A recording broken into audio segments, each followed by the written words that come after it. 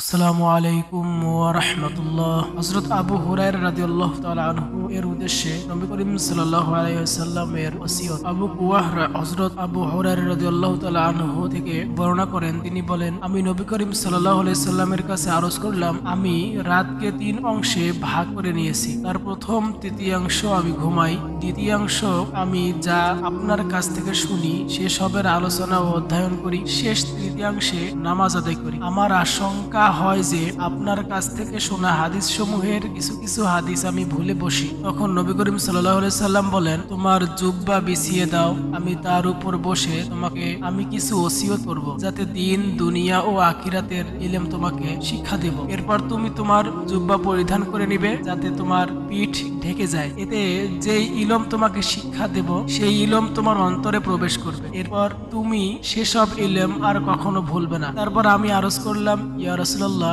আমার জন্য বিশেষ একটি দোয়া করুন। রাসূলুল্লাহ সাল্লাল্লাহু আলাইহি সাল্লাম বললেন, আল্লাহুম্মা হাবিব হুরায়রাতা। এই দোয়া করলেন। নবী করিম সাল্লাল্লাহু আলাইহি সাল্লাম বলেন, আবু হুরায়রা, তুমি তোমার বিছানায় শয়ন করে তখন ডান পাশে শয়ন করবে এবং বলবে, বিসমিল্লাহি ওয়াল হামদুলিল্লাহ, আল্লাহর নামে শয়ন করছি এবং স্বয়ং সকল প্রশংসা আল্লাহরই। এরূপ করলে ভোর পর্যন্ত ফেরেশতা তোমাকে হেফাজতের দায়িত্ব পালন করবে। আবু হুরায়রা, তুমি শয়নের সময় পড়বে সুবহানাল্লাহ 33 বার, আলহামদুলিল্লাহ 33 বার, আল্লাহু আকবার 33 বার, আর একবার লা ইলাহা ইল্লাল্লাহ পড়ে 100 বার পূর্ণ করে নেবে। যে ব্যক্তি এই আমল করবে, আল্লাহ তাআলা তার জন্য সে ব্যক্তির সমপরিমাণ সওয়াব লিপিবদ্ধ করবেন যে রাতে জাগ্রত থাকলো ফজর পর্যন্ত 2 রাকাত নামাজের জন্য। আবু হুরায়রা, তুমি শোয়ার সময় ওয়াস-সামা'i যাতি তারিক এই সূরার 86 এবং সূরা আল-হাকুমুত তাকাসুর এর 102 আয়াত পাঠ করবে। এতে আল্লাহ তাআলা তোমার জন্য আসমানে নক্ষত্ররাজির পরিমাণ সওয়াব লিখবেন আর তোমার 70টি গুনাহ মাফ করে দিবেন। হে আবু হুরায়রা, তুমি যখন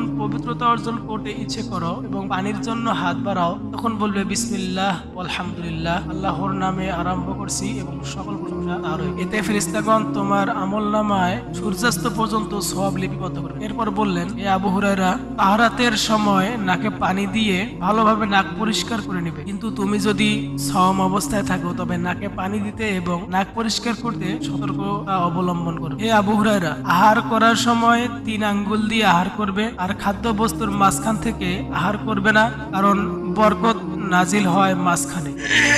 হে আবু হুরায়রা, আহারের পূর্বে হাত ধৌত করলে খাদ্য দ্রব্যে বরকত হয়। এরপর বললেন, হে আবু হুরায়রা, আহারের পূর্বে হাত ধৌত করলে খাদ্য দ্রব্যে বরকত হয় আর খাওয়ার পর হাত ধুলে জ্যোতি বৃদ্ধি পায় এবং গুনাহ মাফ হয়। তুমি ছোট ছোট গ্রাসে আহার করবে, ভালো করে চিবিয়ে খাবে এবং পানি অল্প করে বিরতি দিয়ে পান করবে। বিরতিহীনভাবে এক ঢোকে গলদকরণ করবে না। চোখে সুরমা লাগাবে, বেজর তেল ব্যবহার করবে।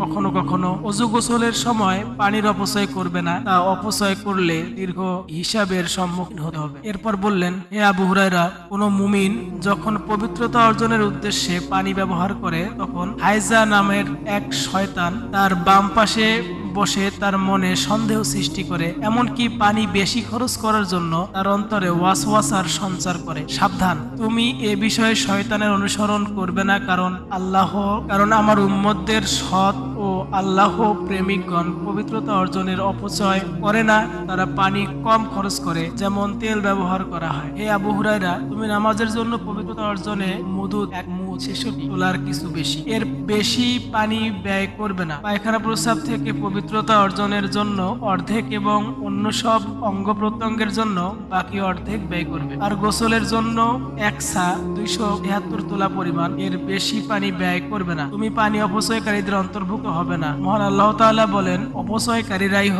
অপচয়কারীরাই তো জাহান্নামের অধিবাসী। হে আবু হুরায়রা, তুমি প্রতি সপ্তাহে একবার নখ কাটবে, কারণ নখের নিচে শয়তান লুকিয়ে থাকে। এরপর বললেন, হে আবু হুরায়রা, মাথার মধ্যভাগে টিকি রাখবে না, কারণ তা হয় শয়তানের বাসস্থান। এরপর বললেন, হে আবু হুরায়রা, তুমি ডান হাতে আহার করার সময় বাঁ হাতে ঠেক লাগাবে না, কেননা তা হলো শিষ্টাচারী এবং অহংকারীদের কাজ। এরপর বললেন, হে আবু হুরায়রা, তুমি পবিত্রতা অর্জন ও 2 পা ধোয়া সমাপ্ত করলে ইন্না আনজালনাহু ফি লাইলাতুল কদর পাঠ করবে। যে এরূপ করবে, আল্লাহ তাআলা তার অন্তরে তার প্রত্যেক ইবাদতে এমন 1 বছরের ইবাদতের সওয়াব দান করবে। যারা দিনে সওম পালন করে এবং রাতে ইবাদতে জাগরণ হয় এবং জাহান্নামের আগুন থেকে তাকে মুক্ত রাখবেন। এরপর বললেন, আবু হুরায়রা, তুমি রাত ও দিনের প্রান্তে আল্লাহর কাছে বেশি বেশি ক্ষমা প্রার্থনা করবে। আল্লাহ তাআলা তার কোনো বান্দার প্রতি অনুগ্রহ করার ইচ্ছে করলে তাকে রাত ও দিনের প্রান্তে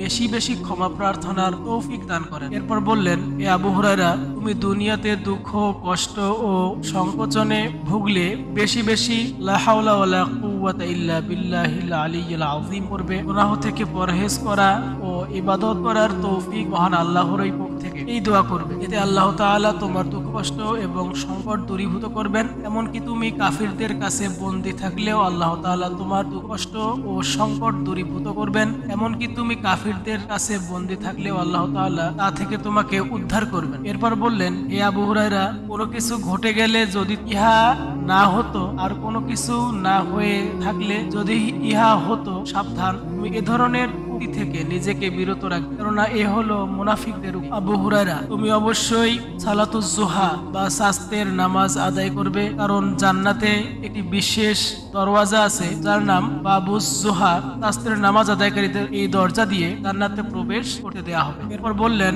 হে আবু হুরায়রা, তুমি অবশ্যই সালাতুজ জোহা সাস্তের নামাজ আদায় করবে, কারণ জান্নাতের একটি দরজা আছে যার নামে বাবুজ জোহা।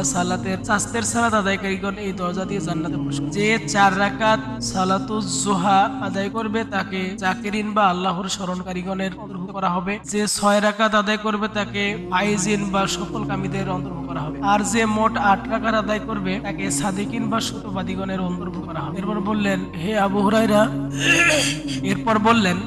হুরায়রা, তুমি প্রতি মাসের 13, 14 ও 15 তারিখে রোজা পালন করো, তাহলে আল্লাহ তাআলা তোমার আমলনামায় পূর্ণ 1 বছরের সওয়াব লিখবেন। আবু হুরায়রা, জান্নাতে একটি দরজা আছে যার নাম বাবি রাইয়ান। আইয়ামে বীজের সওয়াব পালনকারীগণ সেই দরজা দিয়ে জান্নাতে প্রবেশ করে। এরপর বললেন, হে আবু হুরায়রা, যে ব্যক্তি ফজরের নামাজ আদায় করবে সে স্থানে বসে আল্লাহর জিকির করবে, সে শয়তানের উপর প্রবল থাকবে, তার উপর শয়তান প্রভাব বিস্তার করবে না। তার আমলনামায় লেখা হবে 1 হজ, 1 উমরা, একজন দাস আজাদ করার সওয়াব। আর তুমি রাতে উলঙ্গ হবে না, এরূপ করলে বিপদ ও সংকটের সম্মুখীন হতে হবে। আর 1 হাতের তালুর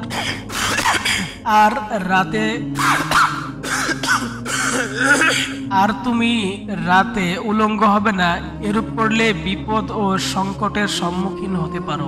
আর 1